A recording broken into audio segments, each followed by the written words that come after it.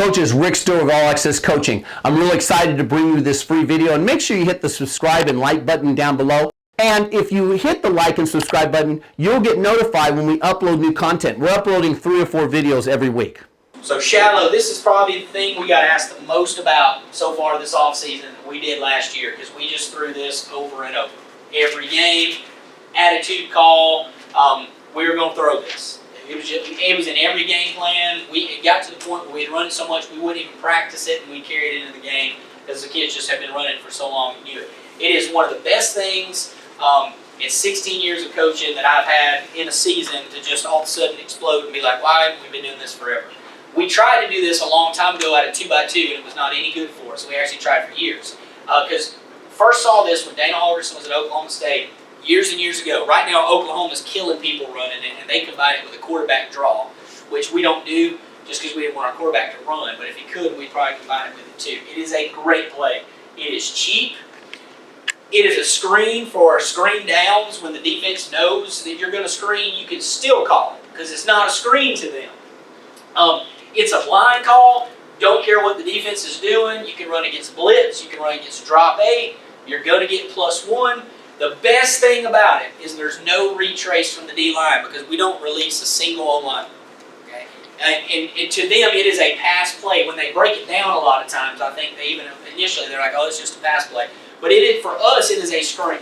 It's great if you have, like in the playoffs, we're in the 3rd round, our quarterback gets hurt in the first half.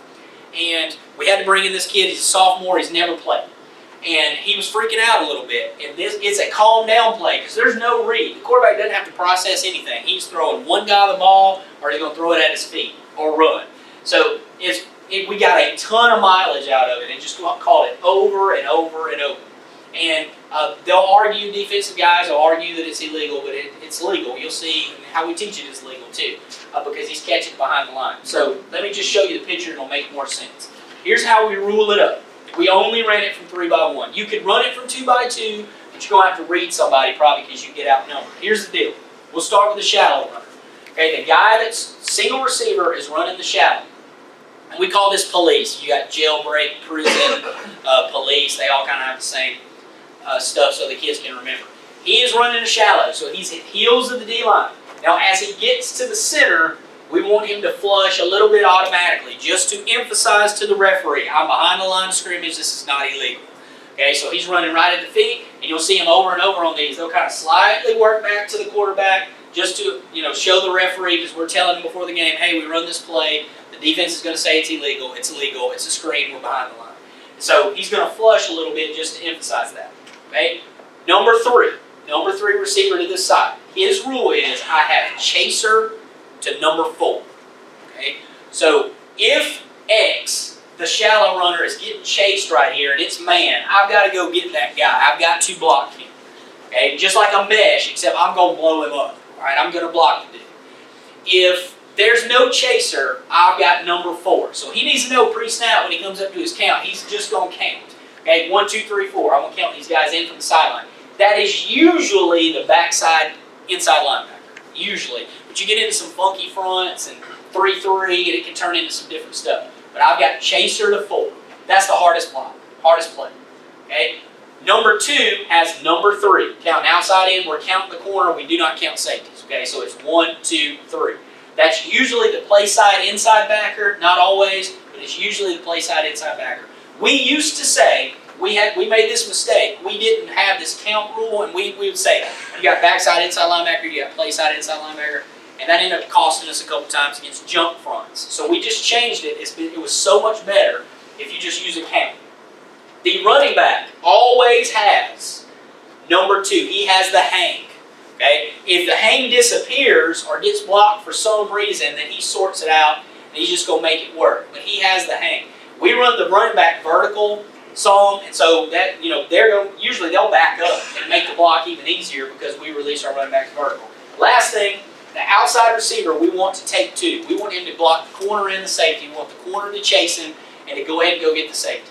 Now that was easy for us because our 2 outside guys were dudes, so they were going to get doubled or that corner was going to run with them. But we do have a rule that if you don't think, for whatever reason, if an alarm's going off and you don't think that corner's going to chase, you've got to block the corner and we'll go one-on-one with the safety. The corner always takes priority over the safety.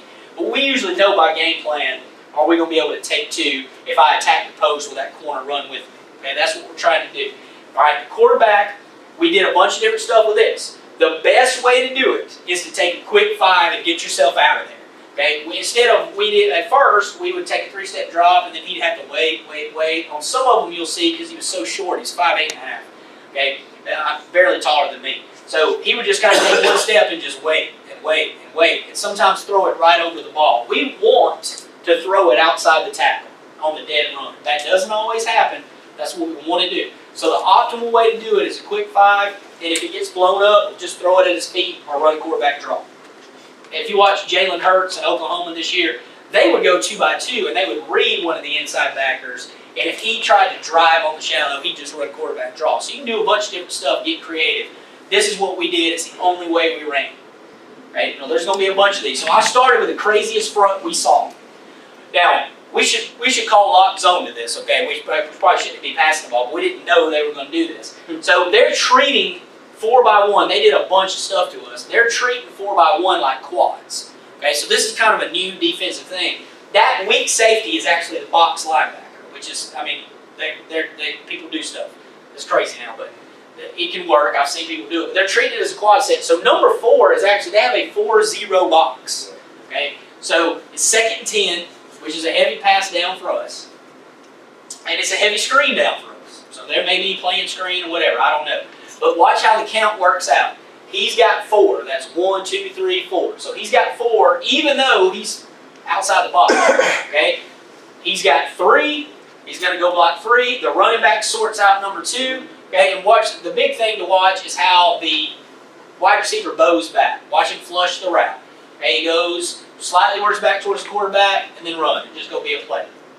Okay? And if you got good players, good receivers, then this becomes a really dangerous deal. Okay, you're going to see us do it all kinds of fronts I've got on here. So here, they get a blitz. That's great. So the number 3 is going to work all the way across. He ends up actually blocking 3 because he gets confused with the blitz, but sort it out. That's what we tell him. So what ends up, this guy's supposed to block 3. He just sorts out the safety that becomes the chaser. Watch the receiver flush. Okay, he's flushing right. Make sure I'm behind the line of scrimmage, and off we go. Coach, are you telling your offensive linemen to do anything? They're blocking pass pro. And as a matter of fact, their signal is pass pro. They have no idea what the play is yet. They're just blocking pass pro.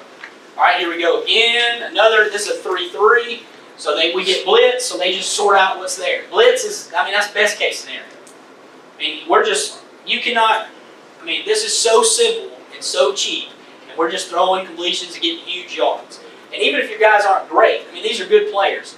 But even if they're not great, you can get yards. Now here's a chaser, so I put this one on here. Now there's no number 4. I've got a chaser. I have to go block him.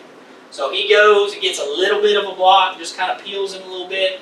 He wasn't big on going to block those guys, so we end up later in the season, you'll see we put another guy in to go block. I wasn't worried about it. Here's one. Okay, he wanted a little bit more, but he still didn't block the guy. But it's just enough to get in the way, so we've got a chaser. Their man on the backside. These guys sorted out. And we're running. And it's a good way if you have a guy that's a tweener. All right, let's say there's a guy, you're trying to get the ball, and he's not really a running back, he's not really a receiver, and you're just kind of like, he's a good player, he's a kick returner, we can't get him the ball. That's a good way to get him the ball. Okay, it becomes something where all of a sudden a guy that doesn't really fit, but is a good athlete, can get the ball in his hands. Okay, here's another one where the chaser now is number 4. Actually, it's number 5 in 3-3. He flushes back, and we get good yards. I mean, there's lots and lots of clips. Y'all get the idea. But it's a very, very cheap play. Probably one of the best things we did. I would recommend it to anybody. Even if you weren't really a spread team, you can still run it. It's just a good play. Coaches, I really hope you got some great information from that YouTube video. Again, hit the subscribe and like button down below. It gives us valuable data. And you also get notified when I upload new content to this channel. Thanks for watching, coaches.